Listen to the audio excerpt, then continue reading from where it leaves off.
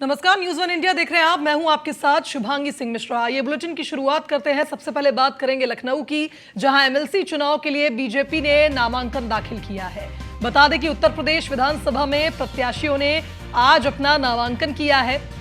CM Yogi Adityanath, Bhupendra Chaudhary इस दौरान मौजूद रहे। दोनों डिप्टी सीएम भी नामांकन में मौजूद रहे।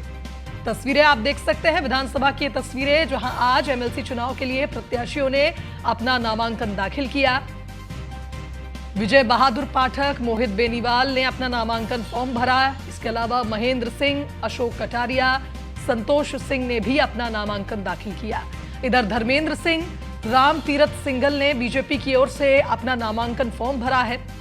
बीजेपी ने कुल मिलाकर 7 प्रत्याशियों के नामांकन फॉर्म यहां दाखिल करवाया और इसके अलावा 3 सीटों पर अपने सहयोगी दलों के प्रत्याशियों का भी नामांकन फॉर्म भरवाया।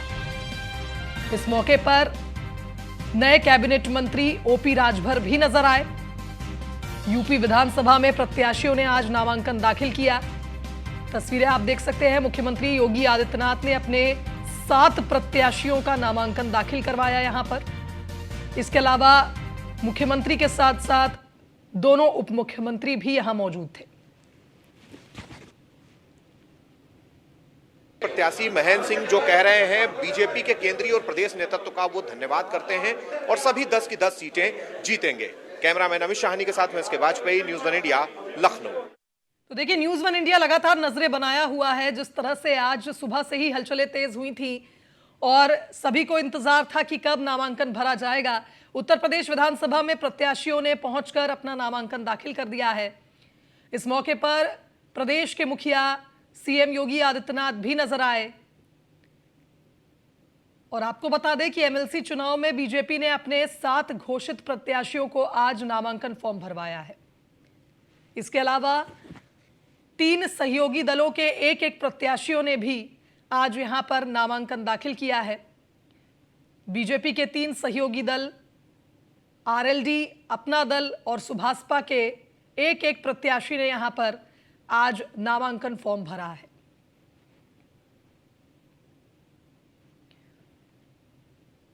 तो उत्तर प्रदेश विधानसभा की तस्वीरें आप देख रहे हैं, जहां पर प्रत्याशियों ने अपना नामांकन दाखिल किया आज।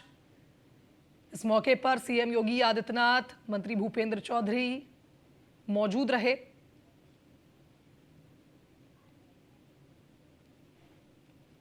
बीजेपी ने पहले ही अपने प्रत्याशियों के नामों का ऐलान कर दिया था। 10 प्रत्याशियों का नामांकन, बीजेपी 7 और एनडीए के 10 सभी जीतेंगे। अभी तक सपा ने कोई प्रत्याशी नहीं उतारा है। ये सपा समाप्तवादी पार्टी। धन्यवाद। ये है डिप्टी सीएम केशव प्रसाद मौर्य जो कह रहे हैं सपा समाप्तवादी पार्टी है और हमारे सभी 10 प्रत्याशी चुनाव जीतेंगे।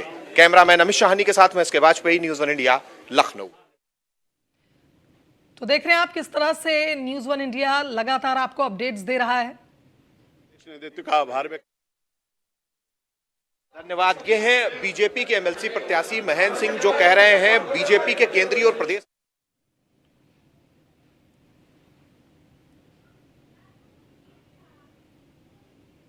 तो बता दें कि एमएलसी चुनाव के लिए आज बीजेपी के प्रत्याशियों ने अपना नामांकन दाखिल कर दिया है। देखिए, सबको समाहित करते हुए आज नामांकन पार्टी के नेतृत्व द्वारा यहाँ कराया गया है। मैं देश के गौरव माननीय प्रधानमंत्री श्री नरेंद्र मोदी जी के प्रति, माननीय गृह मंत्री जी के प्रति, माननीय राष्ट्रीय अध्यक्ष जी के प्रति और अपने प्रादेशिक नेतृत्व के प्रति कृतज्ञता अनुभव करता हूं और मैं मानता हूं अब की बार 400 पार। बड़े उच्च सदन में, उस सदन में दूसरे दल खत्म होते जा रहे हैं। कांग्रेस खत्म हो चुकी है, बसपा भी बाहर जा रही है, केवल बीजेपी बचेगी सबसे बड़े बहुमत। अब जब आप हिंदुस्तानियत से और हिंदू से विमुख होंगे, जब आप भारत की संस्कृति से विमुख होंगे, जब भारतीयता से आप विमुख होंगे, जब भारतीय रीति रिवाजों से विमुख होंगे और आप जब राम से विमुख होंगे तो आप अपने आप खत्म हो जाएंगे। इसमें हम भाजपा का कोई दोष नहीं, इसमें विपक्षी दलों का खुद किया धरा है। धन्यवाद। ये हैं बीजेपी के एमएलसी प्रत्याशी अशोक कटारिया जो बता रहे हैं जब आप हिंदुत्व से, हिंदू से, भारत की परंपरा से अलग होंगे तो यही स्थिति होगी, जिसके लिए बीजेपी नहीं बल्कि विपक्ष खुद जिम्मेदार है। कैमरामैन अमित शाहनी के साथ में इसके Vajpayee, news one India, Lucknow. तो देखिए, प्रत्याशी भी काफी ज्यादा उत्साहित नजर आ रहे हैं। अपना दल से भारतीय जनता पार्टी के साथ संयुक्त उम्मीदवार आशीष पटेल जी, किस तरीके से सर आज देख रहे हैं भारतीय जनता पार्टी के साथ और एनडीए के 10? मैं सबसे पहले अपनी पार्टी की राष्ट्रीय अध्यक्ष का आभार व्यक्त करता हूं। उन्होंने दोबारा मौका दिया है मुझे, और मैं धन्यवाद देना चाहता हूं माननीय प्रधानमंत्री जी को, माननीय मुख्यमंत्री योगी आदित्यनाथ जी को, माननीय गृह मंत्री जी को, माननीय प्रदेश अध्यक्ष भाजपा श्री भूपेंद्र चौधरी जी को, कि उनके सबके मार्गदर्शन में एनडीए के आज सभी 10 प्रत्याशियों ने नामांकन किया है। एक सबसे बड़ी चीज है कि जिस तरीके से भारतीय जनता पार्टी और उसके सहयोगी दलों के जो लोग हैं वो अंदर उच्च सदन में बढ़ते जा रहे हैं और दूसरे दल खत्म होते जा रहे हैं। कांग्रेस खत्म हो चुकी है और बसपा का भी एक प्रत्याशी 5 मई को बाहर हो जाएगा। देखिए, ये निश्चित तौर पे जनता का एनडीए पर विश्वास है और हम एनडीए के सबसे पुराने सहयोगी हैं, तो हमें तो अच्छा लगता है कि जब हमारा कुनबा बढ़ता है। अखिलेश यादव ने अभी तक अपने प्रत्याशियों के चयन को लेकर कोई आधिकारिक घोषणा नहीं की और आज अंतिम तिथि भी है। देखिए, उनका कॉन्फिडेंस हिल चुका है और जिस प्रकार से वो पीडीए का नारा देते हैं, उस पीडीए में कुछ बचा नहीं है, सारा पीडीए एनडीए में समाहित हो चुका है। धन्यवाद। ये हैं उत्तर प्रदेश सरकार के मंत्री और अपना दल इसके कार्यकारी अध्यक्ष भारतीय जनता पार्टी और अपना दल से संयुक्त उम्मीदवार एमएलसी के आशीष पटेल, जो बता रहे हैं कि भारतीय जनता पार्टी और एनडीए के सभी 10 उम्मीदवार जीतेंगे। हम पूरी तरीके से इसको लेकर आश्वस्त हैं। समाजवादी पार्टी पूरी तरीके से हिल चुकी है और वो जान रही है कि उसकी जमीन खिसक गई है। कैमरामैन अमित शाहनी के साथ मैं इसके Vajpayee, news on India, Lucknow.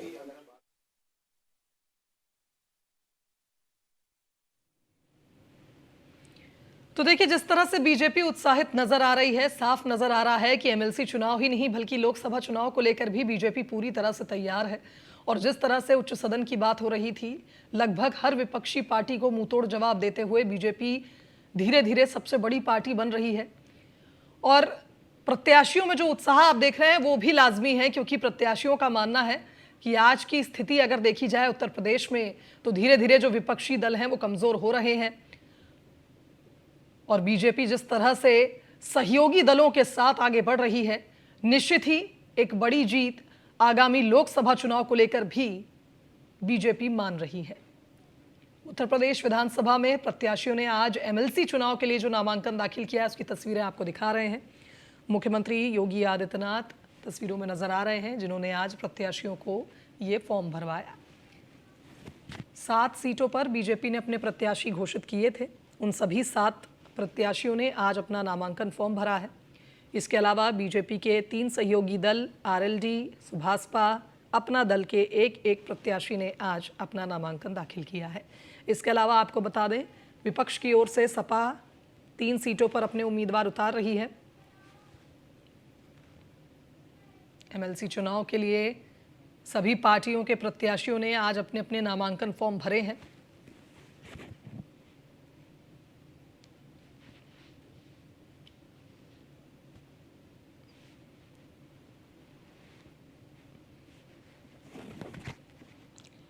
तो इस कार्यक्रम में आप देखिए, मुख्यमंत्री योगी आदित्यनाथ तो मौजूद ही थे।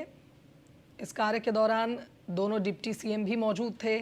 सुभासपा के अध्यक्ष और नवनियुक्त कैबिनेट मंत्री ओपी राजभर भी नजर आ रहे हैं। जाति और क्षेत्रीय समीकरणों को साधने के लिए बीजेपी ने जिस तरह से सहयोगी दलों को एक सीट दी है एमएलसी चुनाव के लिए, निश्चित ही इससे एक प्रभाव पड़ेगा आने वाले चुनाव पर, क्योंकि लोकसभा चुनाव लगभग 1 महीने के भीतर होने जा रहे हैं और ऐसे में यह भी माना जा रहा है कि एमएलसी चुनाव का प्रभाव भी कहीं ना कहीं आगामी लोकसभा चुनाव पर पड़ेगा। तस्वीरें आप देख सकते हैं।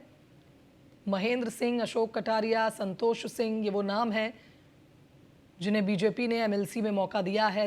धर्मेंद्र सिंह, रामतीरथ सिंघल ने भी आज अपना नामांकन भरा है। संवाददाता एसके वाजपेयी का रुख कर लेते हैं, हमारे साथ इस खबर पर विधानसभा से लाइव जुड़ गए, उनका रुख कर लेते हैं। एसके, आप लगातार नजरें बनाए हुए थे, प्रत्याशियों से भी आपने बातचीत की है, किस तरह का माहौल भारतीय जनता पार्टी के प्रत्याशियों में और कितने आश्वस्त वो नजर आ रहे हैं अपनी जीत को लेकर? बिल्कुल निश्चित तौर पर भारतीय जनता पार्टी और जो सहयोगी दल है जिसमें सुहेलदेव भारतीय समाज पार्टी भी है, अपना दल एस भी है, उसके अलावा राष्ट्रीय लोकदल भी है, वो सभी नामांकन कर चुके हैं। हमारे साथ हैं राष्ट्रीय लोकदल से उत्तर प्रदेश सरकार में अब कैबिनेट मंत्री अनिल कुमार जी। मंत्री जी, किस तरीके से चीजें देख रहे हैं आज जिस तरीके से भारतीय जनता पार्टी ने अपने सभी सहयोगियों का भी ख्याल रखा? निषाद पार्टी को पहले ही वो विधान परिषद भेज चुकी है, अपना दल को, उसके अलावा आरएलडी को, साथ ही साथ सुहेलदेव भारतीय समाज पार्टी को, सभी को आज मौका दिया बीजेपी ने। यही एनडीए गठबंधन की यही खूबसूरती है कि सर्व समाज के लोगों की समावेशी है इसके अंदर, और जो उनके घटक दल हैं उनका ही पूरा सम्मान जो है एनडीए के अंदर है। और उसी का ये उदाहरण है कि हम लोगों को भी एक जो है विधान परिषद की सीट दी गई है, जिसमें आदरणीय जयंत चौधरी जी के द्वारा योगेश भाई को नामित किया गया है। योगेश भाई ने नॉमिनेशन आज एमएलसी के लिए किया है। ये बहुत अच्छा समीकरण जो है एनडीए ने के रूप में साधने का काम हुआ है, जिसका 100% लाभ जो है आने वाला जो 2024 का चुनाव है उसमें मिलने जा रहा है। जो आदरणीय माननीय मुख्यमंत्री जी का हमारा सपना है कि 80 की 80 सीटें हम जीतें, वो हम 80 की 80 सीटें जीतेंगे। और प्रधानमंत्री जी के 400 पार का जो नारा है उसको भी हम साकार करेंगे। और जहां जिस दल में या जिस गठबंधन में सर्व समाज का समावेश होता है वो निश्चित रूप से सफलता की तरफ जाता है। मानते हैं इससे पश्चिम में बीजेपी काफी मजबूत होगी, क्योंकि क्षेत्रीय और जातीय सभी समीकरण बीजेपी ने इस चुनाव के जरिए बैठाए हैं। पश्चिम में तो आप क्लीन स्वीप करने जा रहे हो, मैं आपको सही बता रहा हूँ बात। पश्चिम में कोई चुनाव ही नहीं है। पश्चिम में जो हार जीत का अंतर होगा, जो एनडीए गठबंधन के जो प्रत्याशी जीतने का काम करेंगे वो हजारों में नहीं जीतेंगे। उनकी हार जीत का अंतर 1 लाख से स्टार्ट होगा, 1 लाख, 2 लाख, 2.5 लाख से हारेंगे सब लोग। धन्यवाद। ये है उत्तर प्रदेश सरकार में कैबिनेट मंत्री अनिल कुमार, जो कि अभी उन्होंने हाल ही में शपथ ली है। जो योगी सरकार 2 के कार्यकाल का जो पहला कैबिनेट विस्तार हुआ है, उस कैबिनेट विस्तार में उन्होंने शपथ ग्रहण किया है। हालांकि आज वो आरएलडी के प्रत्याशी जो योगेश चौधरी हैं उनके साथ नामांकन में आए थे, और लगातार भारतीय जनता पार्टी अपने जो सहयोगी दल हैं उनको कहीं न कहीं एडजस्ट कर रही है, सभी को प्रतिनिधित्व देने की कोशिश, सभी को मौका देने की कोशिश, ताकि 2024 में बेहतर परफॉर्म किया जा सके। और बीजेपी ने इसके जरिए से कई संदेश भी दिए हैं, चाहे पश्चिमी उत्तर प्रदेश की बात करें, बुंदेलखंड की बात करें, अवध की बात करें, पूर्वांचल की बात करें, या फिर मध्य यूपी की बात करें, सभी जगहों से बीजेपी ने प्रत्याशी उतारे हैं।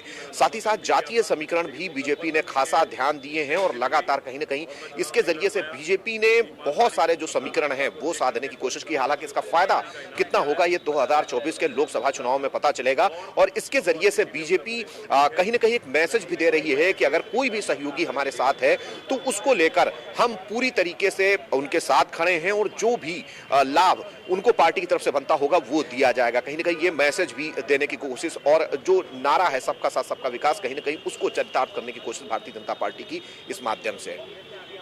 बिल्कुल सही कहा एसके आपने, जिस तरह से एक समन्वय बिठाने की कोशिश की है बीजेपी ने अपने सहयोगी दलों के साथ, निश्चित ही इसका फायदा भी बीजेपी आगामी चुनाव में उठाएगी। बहुत शुक्रिया आपका तमाम बातचीत के लिए।